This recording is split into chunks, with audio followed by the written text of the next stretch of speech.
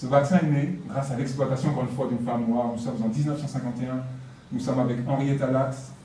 Elle souffre de prélésions cancéreuses au niveau du col de l'utérus. Elle arrive, on lui fait des rayons, elle meurt sur place. Et on va prendre son utérus. Bien sûr, pour les essais cliniques, ça tombe bien, elle est morte. La famille ne sait pas.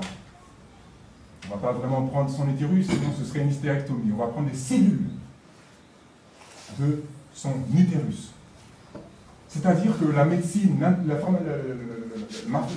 l'industrie pharmaceutique a expérimenté sur une femme noire. Pourquoi? Parce que pour avoir le secret de la vie, il faut avoir le secret de la femme noire. Et pour avoir le secret de la femme noire, il faut aller dans son antre. Donc il faut aller dans son organe sexuel, donc il faut aller dans son utérus. Et c'est ainsi qu'avec les cellules de cette dame, l'industrie pharmaceutique a réussi à faire des milliards sur sa tête. Ces enfants qui aujourd'hui sont vivants, petits-enfants sont vivants, n'arrivent même pas à se payer une consultation. Et l'industrie a fait des milliards sur Henrietta Lacks. C'est grâce aux cellules d'Henrietta Lacks qu'ils ont surnommé HELA, les cellules HELA, qu'ils ont pu aller dans l'espace,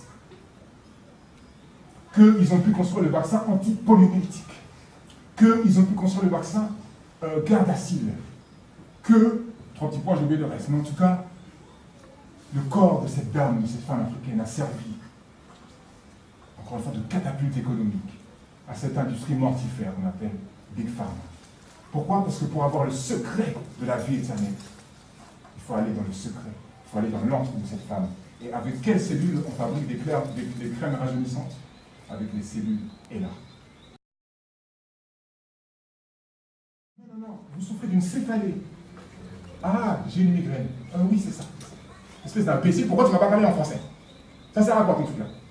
Ton jargon là, tu nous prends pour qui? Nous sommes des humains.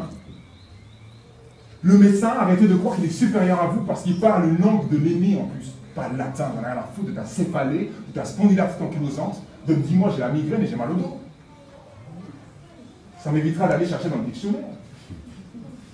Donc le rapport de force, le rapport de domination, eh bien, il s'élargit, il s'alourdit lorsque l'ennemi va mettre une barrière de langue entre nous, va mettre un bureau entre nous. En général, j'aime pas trop faire mes conférences avec un bureau, parce que ça crée une barrière.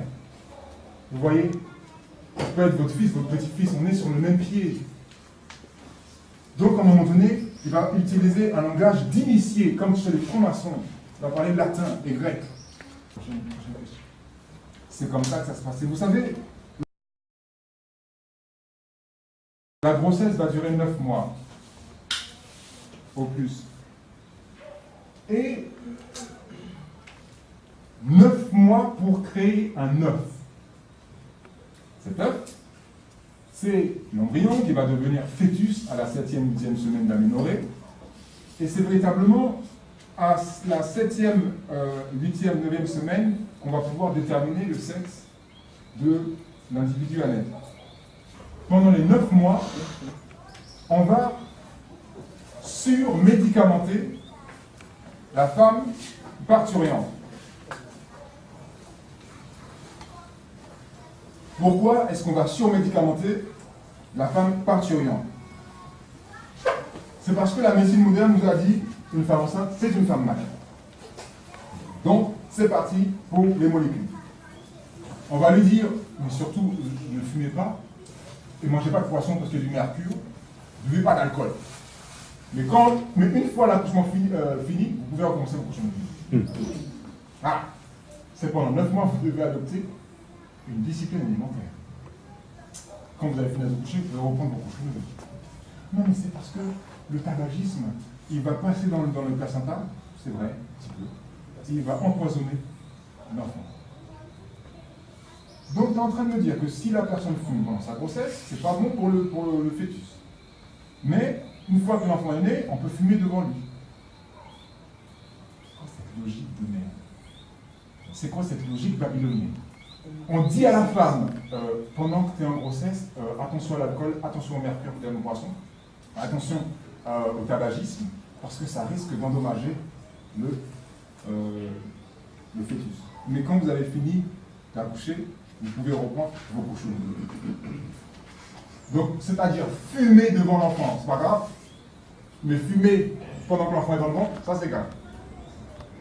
Mais vous voyez le type comme Dieu en fait. les rapports de domination, ils sont aussi superstitieux que le type qui croit que le pape c'est son boss. Arrêtons d'écouter ces débiles.